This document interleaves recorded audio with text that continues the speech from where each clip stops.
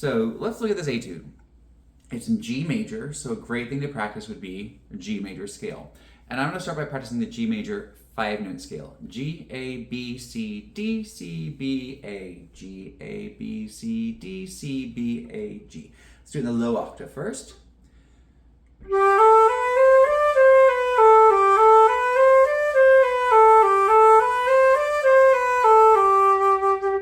In the middle octave, which will be similar fingers except for that D.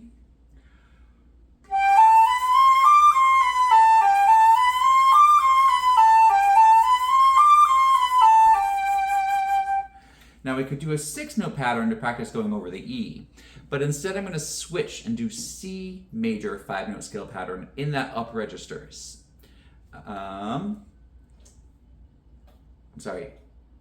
A minor, A, B, C, D, E. A, B, C, D, E, D, C, B, A.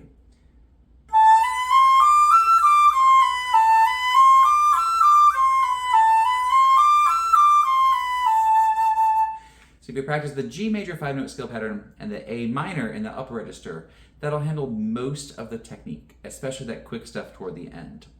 Now let's look at that quick stuff toward the end first. Measure 56. Rhythmically, we have 1, 2, and 3, and 4, 5, and 6, and 1, 2, and 3, and 4, and 5, and 6, and 1, 2, and 3, and 4, 5, and 6, and 1, 2, and 3, and 4, and 5, and 6, and 1, and 2, and 3, and 4, and 5, and 6, and 1, and 2, and 3, and 4, and 5, and 6, and 1, 4, 5, 6, 1, 4, 1. So dot a half note at the end. I'm going to set the metronome to 60 beats per minute and my subdivision to the triplet so that way I can hear it in 6/8 sounding. Actually, let's go a bit slower. Let's try chord note, the dotted chord note at 30. 1, 2, 3, 4, 5, 6, 1, and 2, and 3, and 4, 5.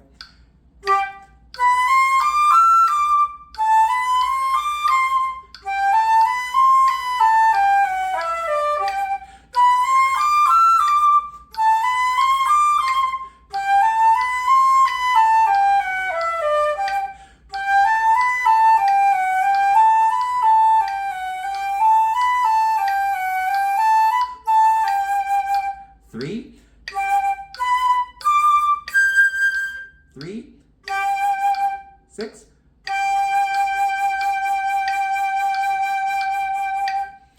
So try it nice and slow and make sure your fingers are even and that there's no extra notes between the D and the G.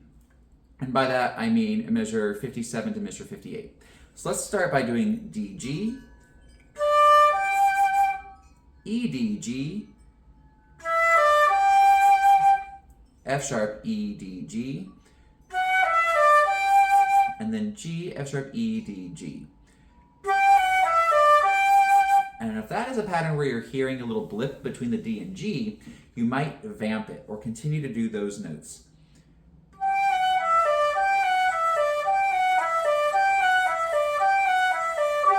To train the brain to understand that interval. Moving back further. In this previous section, we have some grace notes, like measure 47. They'll be crisp and just before the beat. G, G, A, G, Fish, G, A. So measure 47.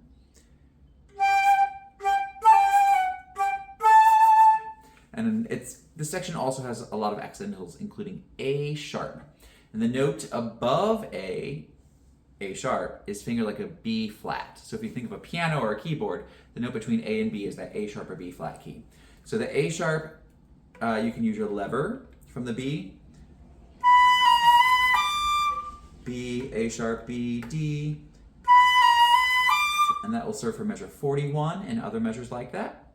Measure 42, we have A, G sharp, A, D. And G sharp is fingered like an A flat. So the note between G and A, G sharp, A flat, thumb 1, 2, 3, 4.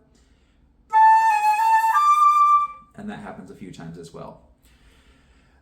Looking back further, measure 25 area, we have all of those leaps. D, B, B, D, B, B, D, C, C, D, C, C. We want to give the D just a little bit of weight, but not play it forte, and then feel light and lifted to float up to the interval above.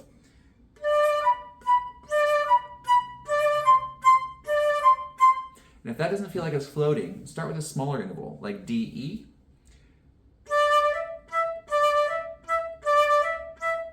D-F sharp. D-G. D-A. D-B. D-C. For fun, D octave. So that will build a little confidence in that kind of movement. Measure 24, 25, 26, measure 27 and 28. We just have some moving notes here, so let's think through it. D, E flat, D, E, D, F sharp, D, G, D, A, D, B.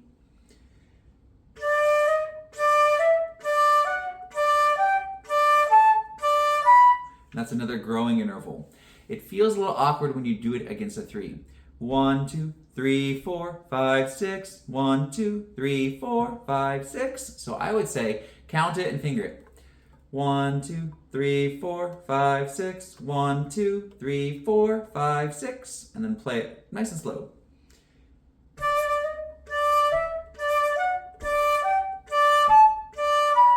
And similarly with measure 31. And then looking all the way back to the beginning, one of the things that takes a little bit of finesse in this is to make the repeated notes, those Ds with repeats, to have shimmer and a little bit of lift between the two Ds. So, za ba da dee ba da da ba da da da da. We don't want to clip the D between the two Ds, and we don't want to make it too legato. We want to make sure that we hear two Ds there.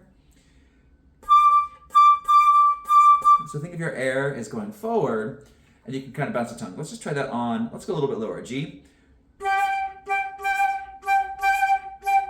So articulating 1, 3, 4, 6, 1, 3, 4, G. On an A, again, think about that lift and forward motion, like an airplane. A. B. C, and D.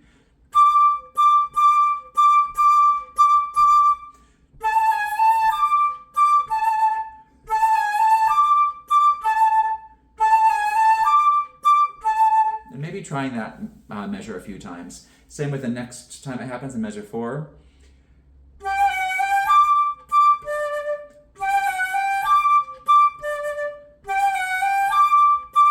So you want to spin the vibrato on the first D, so that way that vibrato feel shimmers into the space or the lift, whether you take a breath or not. Of course, use a metronome, subdividing in 3, or using a metronome set to 6/8 is fine also, and the goal will be to get it to faster to dotted chord note equals 84. Happy practicing.